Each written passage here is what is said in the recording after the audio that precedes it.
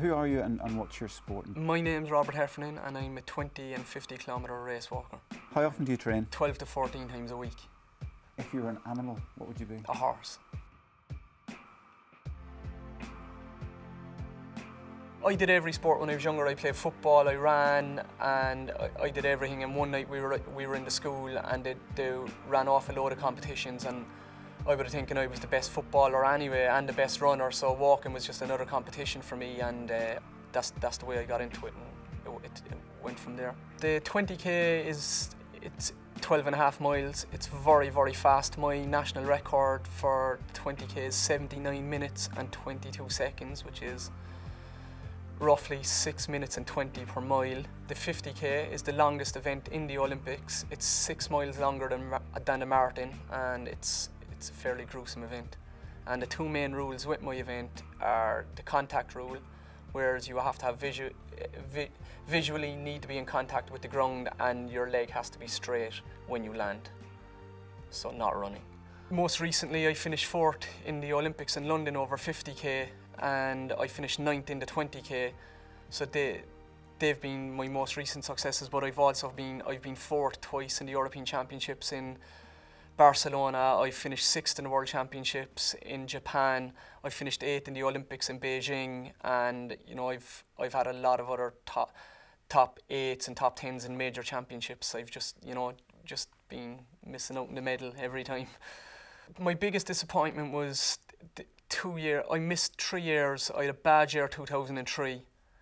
2004 I got disqualified in the Olympics in Athens, and 2005 I was disqualified in the Olympics, or in the World Championships in Helsinki, and I was injured 2006. So them 4 years were probably the toughest period of my life, and during that time you need to have real belief. I think kids should be exposed to all sports, you know, like that's how I got into race walking, because in my school we were lucky enough that they went through all the technical events: triple jump, long jump, pole vault, race walking, and not necessarily everybody's going to be a Gaelic footballer in Ireland, you know. There's a sport out there for everybody, so I'd advise kids to try everything, and you know, they don't know what they're going to enjoy, so just let it be fun.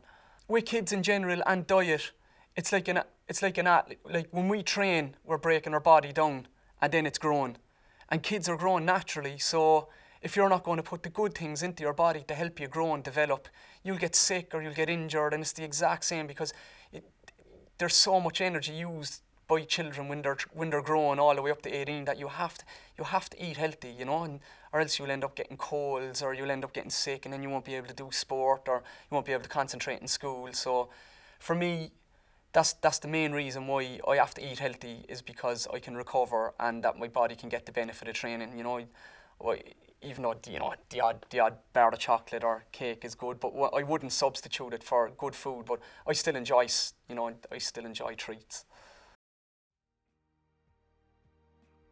The thing is, going to Rio, I can remember some fellas went to Beijing, or whether it was Athens, and it was like, okay, the next Olympics, and they'll put 4 years, you put 4 years on the long finger, and it's like, forget what happens in between.